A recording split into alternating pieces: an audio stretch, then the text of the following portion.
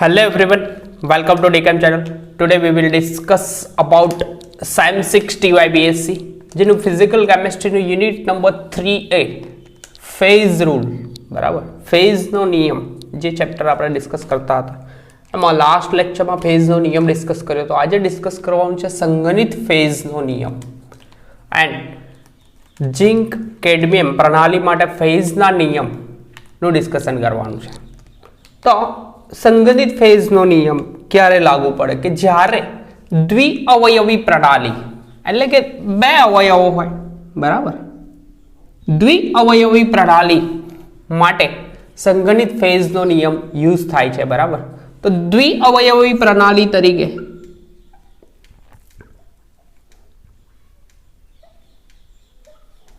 પ્રણાલી એટલે કે સિસ્ટમ બરાબર દ્વિઅવયવી સિસ્ટમ જો ઘન પ્રવાહી એટલે કે ઘન પ્રવાહી આ બે ફોર્મમાં હોય બરાબર લેવામાં આવે તો અહીં સામાન્ય રીતે ફેઝનો નિયમ લાગુ પડતો નથી પરંતુ સંગણિત ફેઝનો નિયમ લાગુ પડે છે બરાબર. તો ઘન પ્રવાહી પ્રણાલી લેવામાં આવે તો ફેઝનો નિયમ લાગુ પડતો નથી. દ્વિઅવયવી પ્રણાલી કોઈ પણ હોય પ્રવાહી પ્રણાલી લેવામાં આવે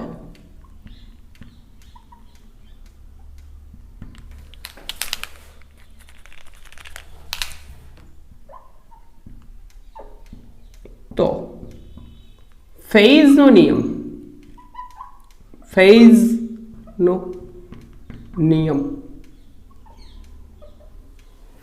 લાગુ પડતો નથી બરાબર લાગુ પડતો નથી. તો આના માટે એટલે કે દ્વિઅવયવી પ્રણાલીઓ લાસ્ટ લેક્ચરમાં આપણે એક અવયવી પ્રણાલી જોઈ હતી, એક જ કમ્પોનન્ટ હતું, એક જ કમ્પાઉન્ડ હતું H2O. પરંતુ જ્યારે બે કમ્પાઉન્ડ હોય ઝિંક અને કેડમિયમ બરાબર એવી રીતે બીજા બી એક્ઝામ્પલ છે જેનું ડિસ્કશન નેક્સ્ટ લેક્ચરોમાં કરીશું. તો આ ભાઈ માટે સંગણિત ફેઝનો નિયમ યુઝ થાય છે. હવે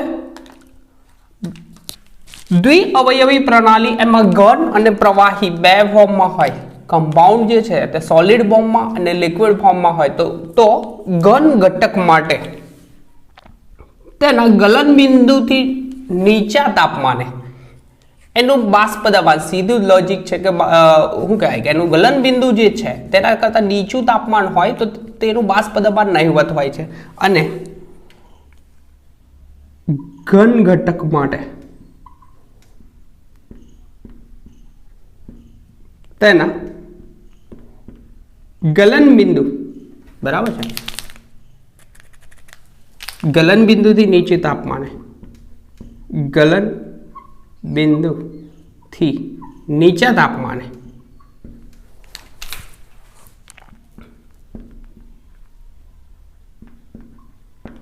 બાષ્પ દબાણ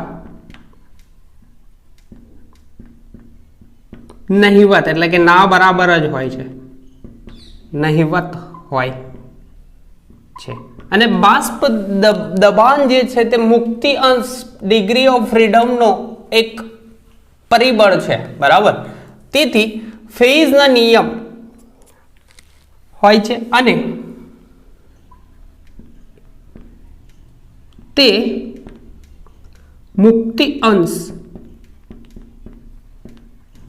એટલે કે ડિગ્રી ઓફ ફ્રીડમ નું એક પરિબળ છે એક પરિબળ છે. ટેમ્પરેચર પ્રેશર અને બાષ્પ દબાણ હોય તો પ્રેશર ક્રિએટ થાય તો બાષ્પ દબાણ એ ડિગ્રી ઓફ ફ્રીડમનું એક પરિબળ છે. તેથી ફેઝનો નિયમ કંઈક જુદી રીતે રજૂઆત થાય છે અને આ જુદી રીતે જે રજૂઆત થશે ફેઝના નિયમની તેને સંગણિત ફેઝનો નિયમ કહેવામાં આવે છે પરિબળ છે. અને તેથી ફેઝનો નિયમ નીચે પ્રમાણે લખી શકાય. કઈ રીતના? તેથી ફેઝ નો નિયમ નીચે મુજબ લખાય. કેવી રીતના તે જો એક પરિબળ એટલે કે બે તો ઘટકો હશે જ આપણા ઘન પ્રવાહી ફોર્મમાં, તો P plus F equal to C plus, આપણે જનરલી 2 લખતા હતા. ફેઝના નિયમમાં શું આવે? C+2 આ થયો ફેઝનો નિયમ. હવે એક પરિબળ ઓછું છે, કારણ કે ઘન ઘટક જ્યારે સોલિડ ફોર્મમાં હશે, ઘન સ્વરૂપે હશે, તો એના બાષ્પ દબાણ જે મુક્તિ અંશનું એક પરિબળ છે એનો એક ઘટાડો થશે. તો અહીંયા -1 બંને સાઈડે -1 કરવું પડશે. તો અહીંયા બી મેં -1 કરું, 2 -1 1 થશે. એન્ડ આ P પ્લસ F જે છે તે મુક્તિ અંશ જે છે એમાં એક નો ઘટાડો, એટલે કે જ્યારે ઘન ફોર્મમાં હોય ભાઈ, સોલિડ ફોર્મમાં હશે, કમ્પાઉન્ડ સંયોજન જ્યારે સોલિડ ફોર્મમાં હશે તો P પ્લસ F -1 આવું થશે. બરાબર? તો P પ્લસ F -1 જે થયું એટલે કે મુક્તિ અંશનું એક પરિબળમાં ઘટાડો, જ્યારે સોલિડ ફોર્મમાં હશે તો તેનું બાષ્પ દબાણ નહિવત હશે, એટલે કે મુક્તિ અંશમાં એકનો ઘટાડો થશે. તો હવે એને આ રીતે કઈ દર્શાવી શકાય? P તો એઝ ઇટ ઇઝ રહેશે, F -1 છે તેને F ડેશ કહીશું, અને C 2 -1 એટલે કે 1 થશે. આને સમીકરણ નંબર ઇક્વેશન નંબર 1 કહીશું, જ્યાં F dash equal to F -1 આવું લખાય. હા કે ના? સિમ્પલ છે, F ડેશ જ પુટ કર્યા છે. તો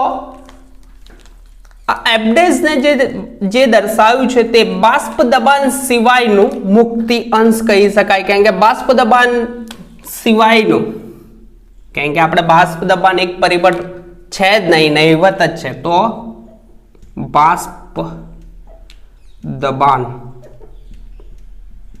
સિવાયનું મુક્તિ અંશ. સિમ્પલ લોજિક છે.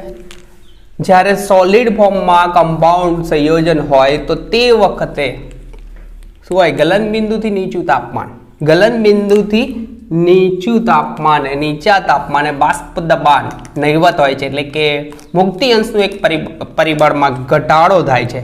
તેથી P પ્લસ F મુક્તિ અંશમાં એકનો ઘટાડો, તો આ સાઈડે બી ઘટાડો થશે એકનો. બરાબર? તો 2 -1 એટલે કે P plus F equal to C plus 1. આ સમીકરણ 1 ને સમીકરણ 1 જે છે તેને શું કહેવામાં આવે છે? સંગણિત ફેઝનો નિયમ કહેવામાં આવે છે. તો સમીકરણ 1 ને સંગણિત ફેઝ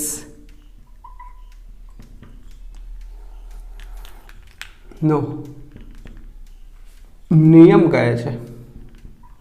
એકદમ સિમ્પલ વસ્તુ છે. સંગણિત ફેઝનો નિયમ કહે છે. હવે આપણે ડિસ્કશન કરવાનું છે ZNCD પ્રણાલી માટે સંગણિત ફેઝનો નિયમ લાગુ પાડી શકાય, એટલે કે સીધું લોજિક છે કે બે અવયવો છે, દ્વિઅવયવી પ્રણાલી છે, અને આ ભાઈ જે છે Zn અને Cd, ઝિંક અને કેડમિયમ પ્રણાલીને સંગણિત ફેઝનો નિયમ લાગુ પાડી શકાય છે. વર્ડિંગ લખી દો. Zn અને Cd પ્રણાલીને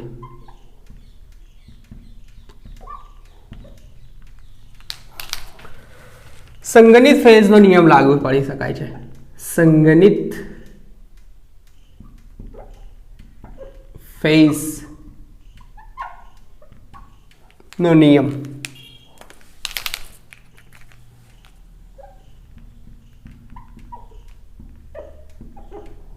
લાગુ પાડી શકાય. કેમ? કે ભાઈ જે હશે તો ઘન સ્વરૂપમાં હશે.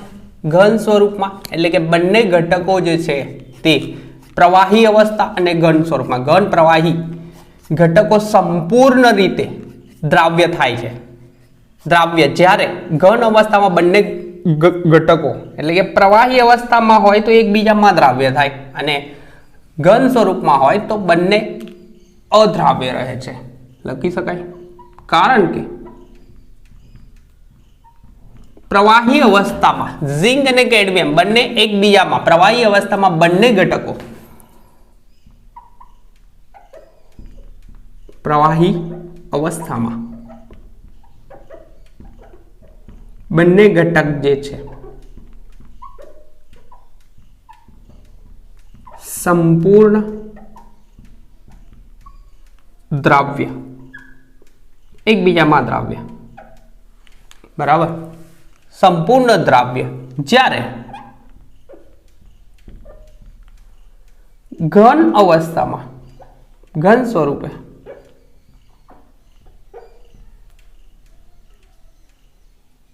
સંપૂર્ણ અદ્રાવ્ય રહે છે,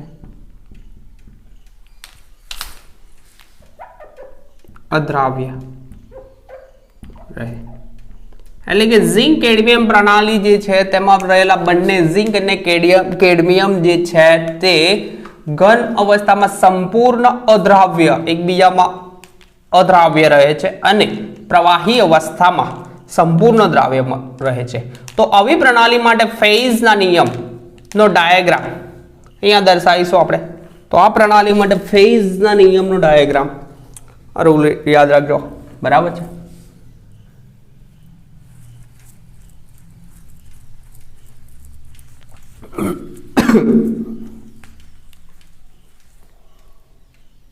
ઝિંક કેડમિયમ પ્રણાલી માટે ફેઝ ડાયાગ્રામ દોરવામાં આવે તો કોન્સન્ટ્રેશન એટલે કે ટેમ્પરેચર વિરુદ્ધ કોન્સન્ટ્રેશન એટલે કે સાંદ્રતા ના આલેખ દ્વારા દર્શાવી શકાય. જોઈએ તાપમાન વિરુદ્ધ સાંદ્રતાનો આલેખ કંઈક કેવો હશે તે જોઈએ છે.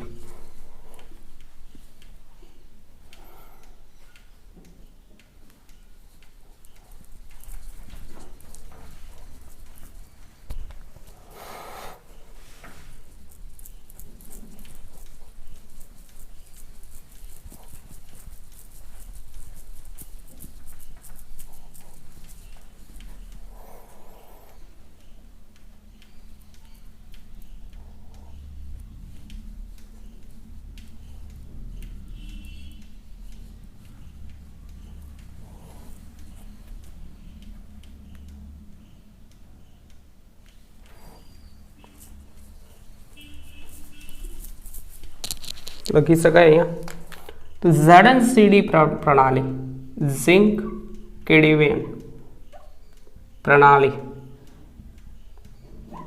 માટે ટેમ્પરેચર તાપમાન વિરુદ્ધ કોન્સન્ટ્રેશન એટલે કે સાંદ્રતા કોન્સન્ટ્રેશન નું ફેઝ ડાયાગ્રામ આ મુજબ થશે.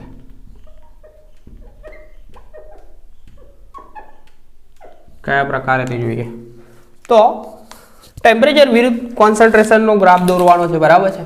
તો વહીમાં થશે એમ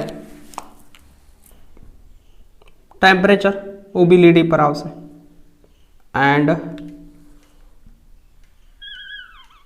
વિરુદ્ધ કોન્સન્ટ્રેશન એક્સ એક્સિસ પર આવશે ભાઈ કોન્સન્ટ્રેશન. તો અહીંયા આવશે ટેમ્પરેચર અને અહીંયા આવશે સાંદ્રતા જેને કોન્સન્ટ્રેશન કહીએ આપણે, બરાબર છે. તો સૌથી પહેલા કે કેડમિયમનું પ્રમાણ 0% હોય અને ઝિંકનું પ્રમાણ કેડમિયમ જેનું પ્રમાણ કેટલું હોય 0%, એટલે કે પૂરેપૂરું ત્યાં આગળ કેડમિયમ 0% એન્ડ ઝિંક જેનું પ્રમાણ 100% હોય 100%. તો અહીંયા ટેમ્પરેચર જેમ જેમ ઇન્ક્રીઝ થશે એટલે કે એનું ઉત્કલન બિંદુ આવશે તો તે ટાઈમે એનો ગ્રાફમાં અહીંયા પી પોઈન્ટ આગળ ભાઈ પી પોઈન્ટ આગળ આનું 419 ડિગ્રી ટેમ્પરેચર, બરાબર. તો પ્રવાહી ભાવમાં જતું રહેશે. ઉત્કલન બિંદુ નહીં હોય ગલન બિંદુ, બરાબર, મેલ્ટ થાય, મેલ્ટિંગ પોઈન્ટ, તો 419 ડિગ્રી પ્રવાહી ફોર્મમાં જતું રહેશે. એટલે ત્યારબાદ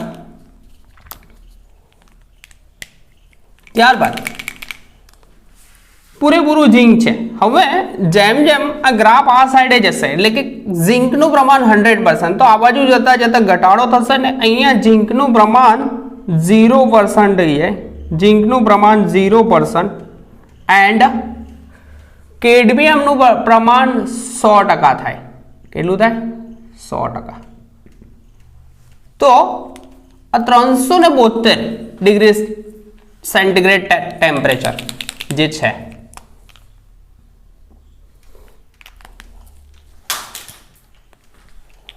ભાઈનું ટેમ્પરેચર જશે 372 ડિગ્રી સેન્ટીગ્રેડ.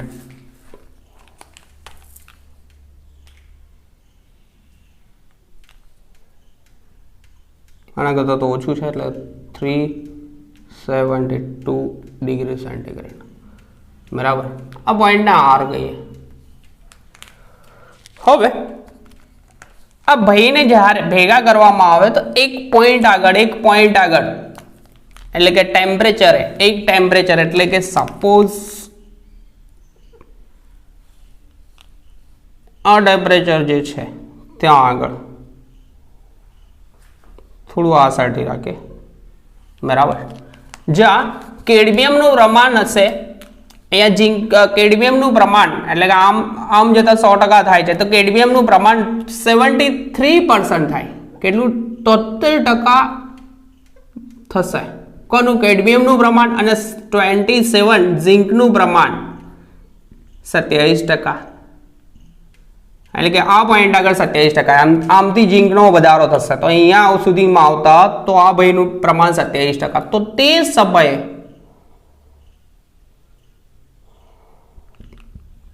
આ જે પોઈન્ટ છે ત્યાં આગળ, બરાબર, આ પોઈન્ટ જેનું નામ કહીશું આપણે ક્યુ પોઈન્ટ કહીશું. તો આ ઉપરનો જે વિસ્તાર જે છે આટલો PQR, આટલો વિસ્તાર જે થશે ઉપરનો, અપસાઇડનો, આપણે P પોઈન્ટ કીધો છે ને,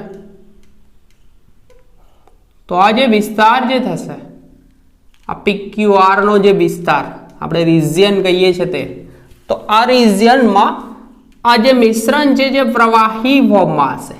કયા ફોર્મમાં? લિક્વિડ ફોર્મમાં, બરાબર.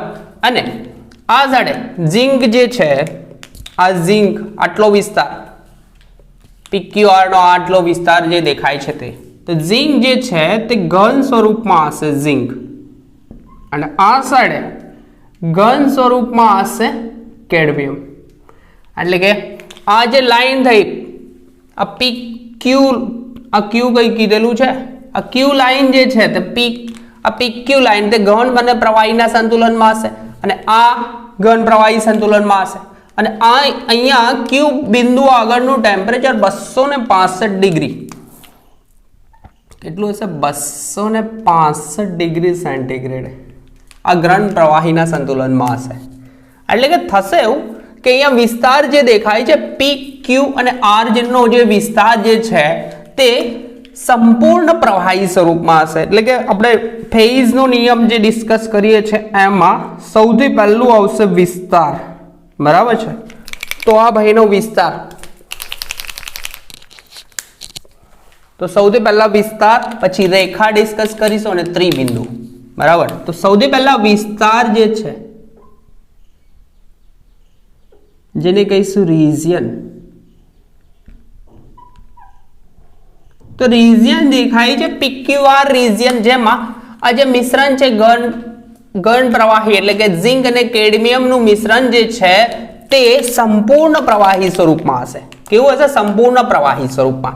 તો વિસ્તાર એટલે કે રિજિયન, તો વિસ્તાર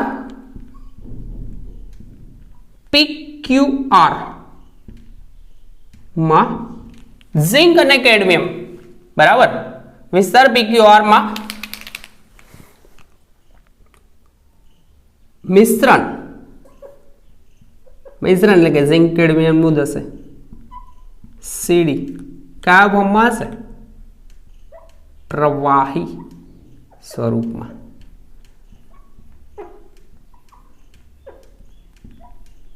હશે. કેમ કે આ ભાઈ જે છે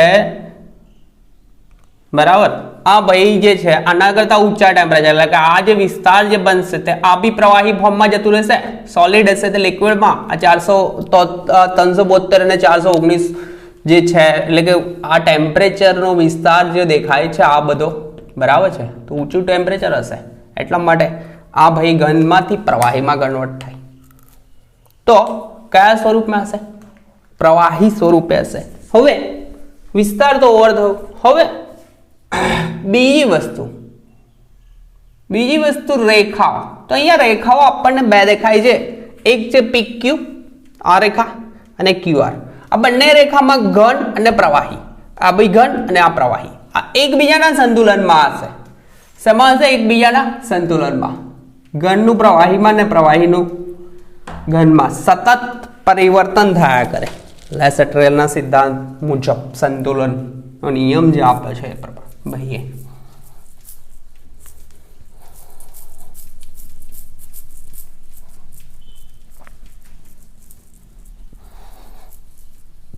એ જ લખવાનું છે. વિસ્તાર પત્યું. રેખા, બે રેખાઓ છે આપણી જો PQ અને QR, અને તેના માટે આપણે મુક્તિ અંશનું મૂલ્ય ફાઇન્ડ આઉટ કરીશું, બટ યુઝ કરીશું એમાં નિયમ, ફેઝનો નિયમ નહીં, સંગણિત ફેઝનો નિયમ. બરાબર છે? જોઈએ, એકદમ સિમ્પલ છે.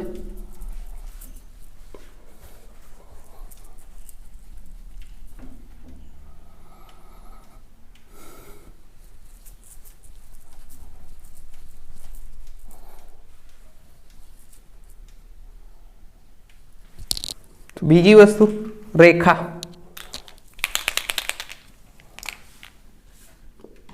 સેકન્ડ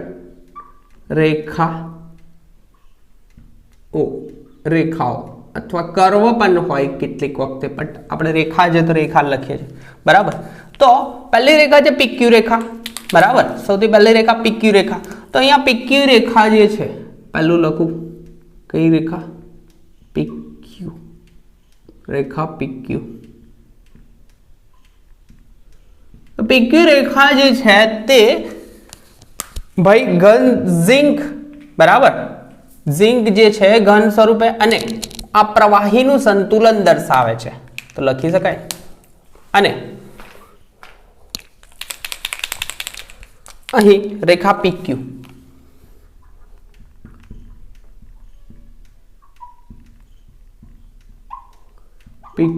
એ ઘન ઝિંક અને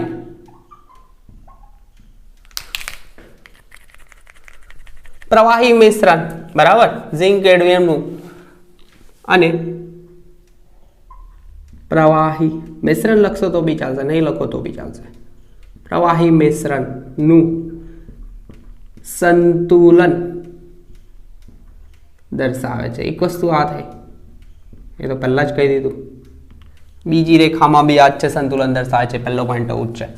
આ રેખા માટે મિશ્રણમાં CD નું પ્રમાણ ધીમે ધીમે વધારતા જઈએ, એટલે કે આ રેખા જે છે બરાબર, તેમાં કેડમિયમનું પ્રમાણ વધતું જાય. કઈ રીતના? તે સૌથી પહેલા અહીંયા જુઓ 0 છે પર્સન્ટેજ, અહીંયા આ પોઈન્ટ આગળ 0 હશે, બટ આમ જતા જતા જેમ જેમ કેડમિયમનું પ્રમાણ વધતું જાય, આમ અહીંયા કેડમિયમનું પ્રમાણ વધતું જશે. તો અહીંયા આવતા સુધી કેડમિયમનું પ્રમાણ જેમ જેમ વધતું જાય તો આ પોઈન્ટ આગળ કેડમિયમનું પ્રમાણ લગભગ 73%, અહીંથી આટલું જોશો તો 73% થઈ જાય. 73% કેડમિયમ અને 27% કોણ થશે? 27% ઝિંક થશે.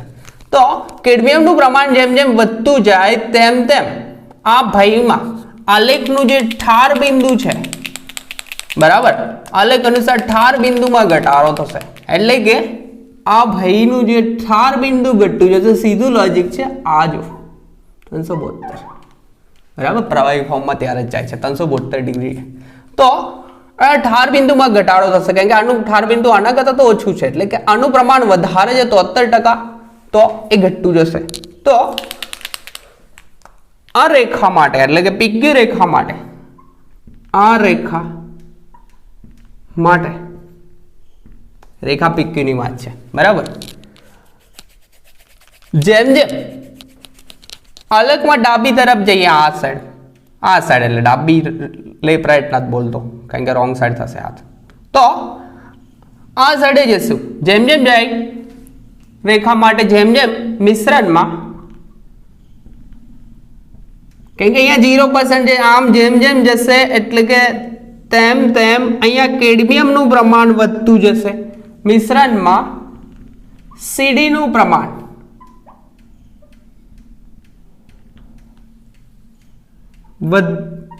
વધે, બરાબર. કેડમિયમનું પ્રમાણ વધે અથવા ધીમે ધીમે વધે છે, ચલો ધીમે ધીમે વધે, તેમ તેમ ઠાર બિંદુમાં શું થશે? ઘટાડો. ધીમે ધીમે વધે તેમ આ જે મિશ્રણ જે છે તેના ઠાર બિંદુમાં એટલે કે આલેખ અનુસાર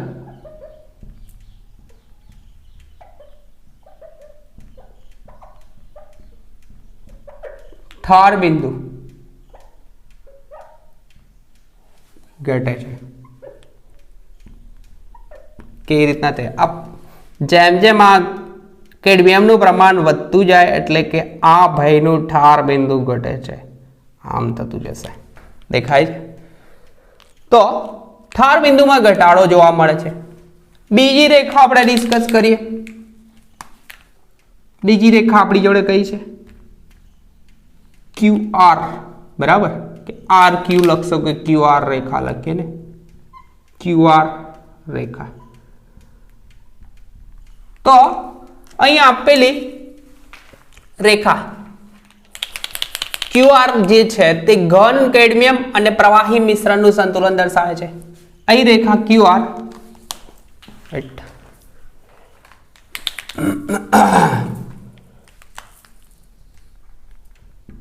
અહીં રેખા QR એ ઘન કેડમિયમ સીડી અને બીજું ઘન છે પ્રવાહી મિશ્રણ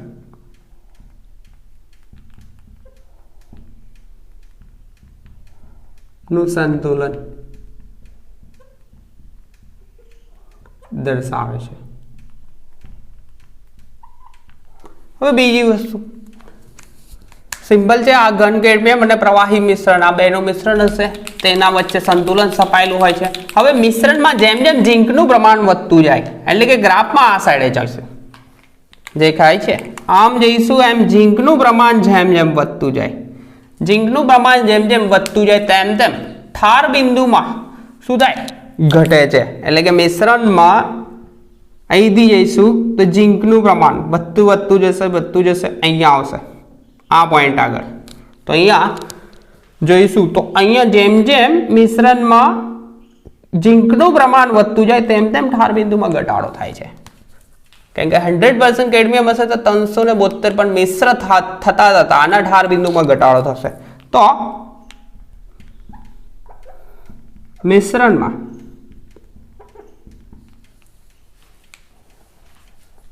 ઝીંકનું પ્રમાણ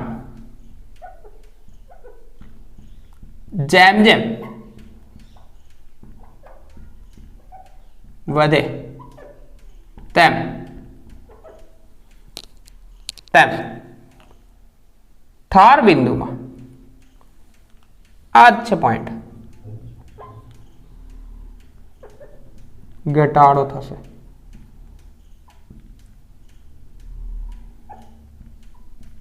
બંને રેખામાં એ જ છે કે મિશ્રણમાં એક બાજુ કેડમિયમનું પ્રમાણ અહીંયા વધતું જાય તો એમ ઠાર બિંદુમાં ઘટાડો થાય. અહીંયા આપણને એવું જ છે કે ઝીંકનું પ્રમાણ આ 100% હતું તો 372 હતું, બરાબર, પ્રવાહી ફોર્મમાં જતું રહેતું હતું તે ટાઈમે. બટ હવે જેમ જેમ કેડમિયમ ઉમેરાતું ગયું તો આ ભાઈ અહીંયા આટલો વિસ્તારમાં ઘન સ્વરૂપમાં કન્વર્ટ થશે ઠાર બિંદુએ, તો થશે એમ ઠાર બિંદુમાં ઘટાડો થશે. હવે આ રેખા જે છે બરાબર, આ રેખા માટે PQ અને QR રેખા જે છે તેના માટે આપણે સંગણિત ફેઝનો નિયમ લાગુ પાડીશું. તો આ સાઈડ તો રવા દઉં છું, આ સાઈડ કામ કરીશું બરાબર, કારણ કે ગ્રાફ છે આ સાઈડ એટલે માટે.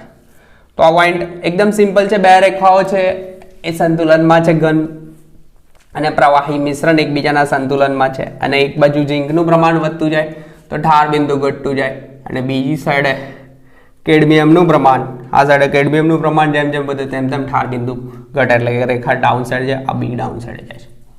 હવે આ બંને રેખાઓ માટે આપણે સંગણિત ફેઝનો નિયમ લાગુ પાડીશું બરાબર. સંગણિત ફેઝનો નિયમ તો હમણાં જ ડિસ્કસ કર્યો, તો એ નિયમ લાગુ પાડીશું.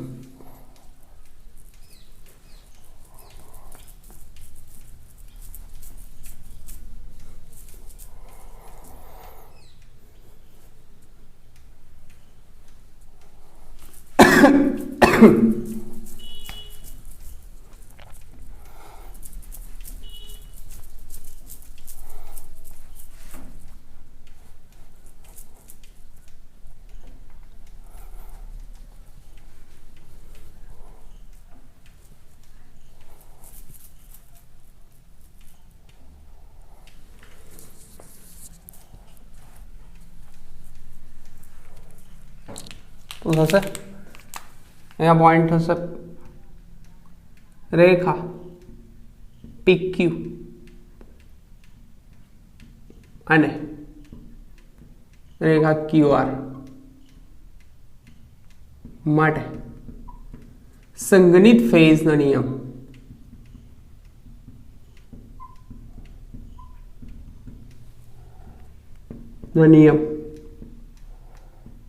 મુજબ મુક્તિ અંશનું મૂલ્ય આપણે ફાઇન્ડ આઉટ કરવાનું છે બરાબર. તો સંગણિત ફેઝનો નિયમ કંઈક આવો છે, P plus F dash equal to C plus 2 - 1 કર્યા હતા બરાબર. એક પરિબળ ઘટતું હતું ઘન સ્વરૂપમાં હોય તો બાષ્પ દબાણ નહિવત હોય, એટલે કે C+1. હવે આ બંનેમાં જોવામાં આવે તો ઘન અને પ્રવાહી આ બે ફેઝ બે જે થશે, કેટલા ઘન ફેઝ થશે એક, અને એક બીજું થશે પ્રવાહી. તો P ની વેલ્યુ થશે કેટલી, 2 થશે. P ની વેલ્યુ કેટલી થશે, P ની વેલ્યુ 2 થશે. અને C આપણી જોડે બે કમ્પાઉન્ડ કેટલા લીધા છે તે, તો કમ્પાઉન્ડ બી આપણી જોડે 2 છે, ઝિંક અને કેડમિયમ. તો 2 કમ્પાઉન્ડ, તો સો ધેટ આવું લખી શકાય. P ની વેલ્યુ પુટ કરું, P ની વેલ્યુ કેટલી થશે 2, P ની વેલ્યુ થશે 2. F dash so as it is. C ની વેલ્યુ બે છે, ઝિંક અને કેડમિયમ, તો સીધું છે કેન્સલ આઉટ, આ બી કેન્સલ આઉટ. તો F dash ની વેલ્યુ મળશે, મુક્તિ અંશનું મૂલ્ય કેટલું મળશે 1 મુજબ છે, મુજબ મુક્તિ અંશ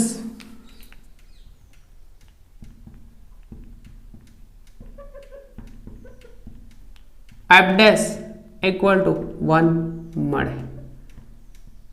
તેથી કહી શકાય, શું કહી શકાય કે કોઈ પણ ફેઝને અસર કર્યા, એટલે કે સંતુલનના કોઈ પણ ફેઝને અસર કર્યા સિવાય કોઈ પણ એક પરિબળ બદલી શકાય છે બરાબર. સંતુલનના એટલે કે જે પ્રણાલીનું જે સંતુલન છે એના ફેઝને અસર કર્યા સિવાય, આથી કહી શકાય, લખી દઉં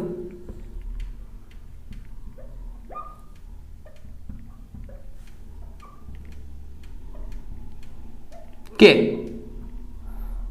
પ્રણાલીના સંતુલનને અસર કર્યા સિવાય, સિસ્ટમ જે છે ના સંતુલનને અસર કર્યા સિવાય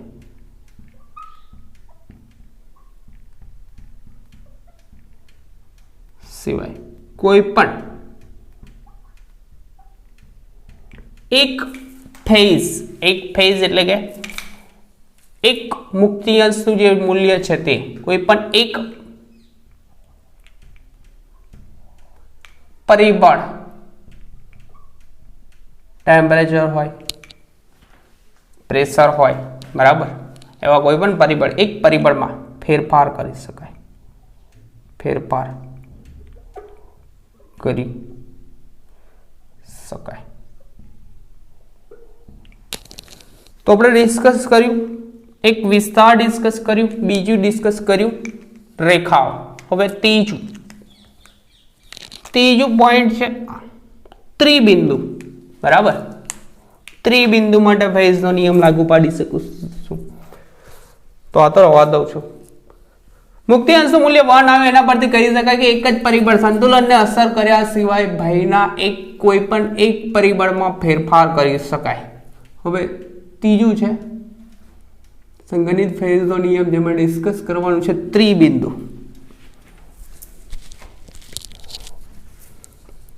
ટ્રિપલ પોઈન્ટ. તો ત્રિબિંદુ એટલે કે ક્યુ, આ જે છે તે ક્યુ બિંદુ આગળ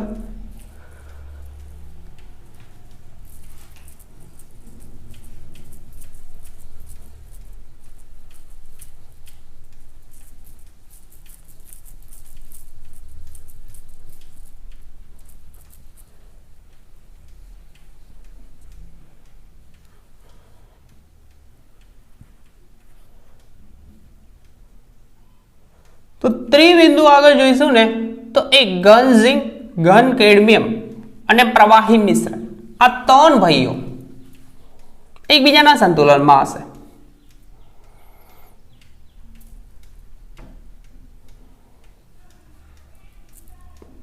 એટલે કે ફેઝ થશે, ફેઝ ત્યાં આગળ ત્રણ ફેઝ એકબીજાના સંતુલનમાં છે એવું કહી શકાય. અને એના માટે આપણે મુક્તિ અંશનું વેલ્યુ ફાઇન્ડ આઉટ કરીશું.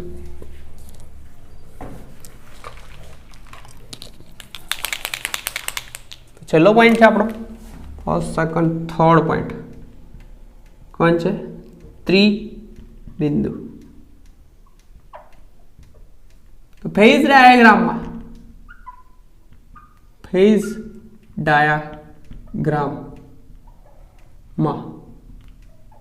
બિંદુ Q એ ત્રિબિંદુ છે જ્યાં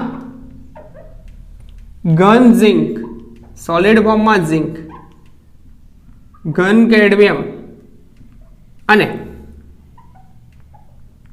પ્રવાહી મિશ્રણ, આ બંનેનું મિશ્રણ હશે. આ ત્રણે ત્રણ સંતુલનમાં છે, સંતુલનમાં છે, બરાબર. તો આ ભાઈ માટે એટલે કે ત્રિબિંદુ માટે, ત્રિબિંદુ જેને આપણે કહીશું Q માટે, Q છે મુક્તિ અંશનું મૂલ્ય, મુક્તિ અંશ F' નું મૂલ્ય શોધીએ છીએ આપણે. તો આપણે રૂલ લાગુ પડીશું, સંગણિત ફેઝનો નિયમ P plus F' equal to C plus 1, બરાબર. તો અહીંયા આપણી જોડે ફેઝ જો 1, 2 ને 3, બરાબર. ફેઝ કેટલા? 3.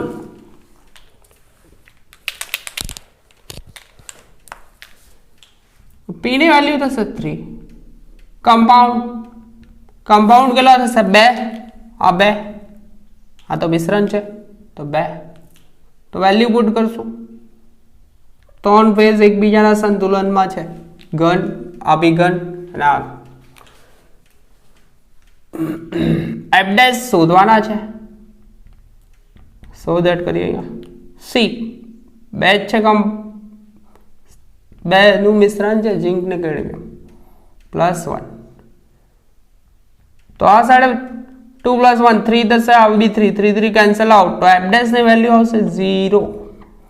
તો છેલ્લે લખી શકાય, આથી કહી શકાય કે ત્રિબિંદુ પાસે મિશ્રણમાં રહેલા અને સંતુલનમાં રહેલા કોઈ પણ ફેઝને અસર કર્યા સિવાય એક પણ પરિબળમાં ફેરફાર કરી શકાય નહીં. એટલે કે લખી શકાય સંતુલનમાં રહેલા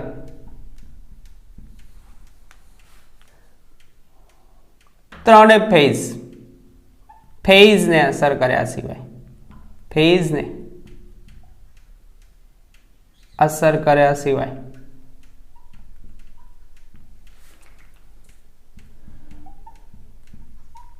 એક પણ પરિબળ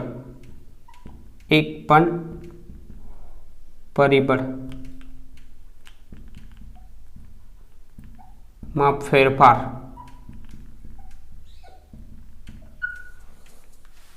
કરી શકાય નહીં. આ ઓફસાઇડ લખું છું, કરી શકાય નહીં, એટલે કે કોઈ પણ પરિબળમાં ફેરફાર કરી શકાય નહીં. તો આ તો સંગણિત ફેઝનો નિયમ P + F' = C + 1. કેમ કે ઘન સ્વરૂપમાં જ્યારે સંયોજન કમ્પાઉન્ડ હોય તો તેનો બાષ્પ દબાણનું જે પરિબળ છે તેને અવગણવું પડે, કેમ કે નહિવત હોય છે. એટલા માટે P + F - 1 આવું રીતના કર્યું હતું.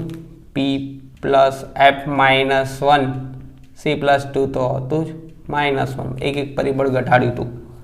તો અહીંયા P ની જગ્યાએ આપણે F' મૂકી દીધું એન્ડ C + 1, જેને સંગણિત ફેઝનો નિયમ કહેવામાં આવે છે. અને ZNCD પ્રણાલીને આપણે લાગુ પાડ્યું તો એમાં એક આ વિસ્તાર આવ્યો, બરાબર, જ્યાં પ્રવાહી ફોર્મમાં હતો એક ફેઝ. આમાં મુક્તિ અંશનું મૂલ્ય ફાઇન્ડ આઉટ કરવું તો કરી શકાય, બરાબર, કેમ કે એક જ ફેઝ છે પ્રવાહી. તો અહીંયા મુક્તિ અંશનું મૂલ્ય નહીં ફાઇન્ડ આઉટ કરો તો ચાલશે. PQRમાં લિક્વિડ સ્વરૂપ પ્રવાહી સ્વરૂપમાં છે અને બે રેખાઓ PQ અને QR ઘન પ્રવાહી સંતુલનમાં છે, આ બી ઘન પ્રવાહી સંતુલનમાં છે, બરાબર.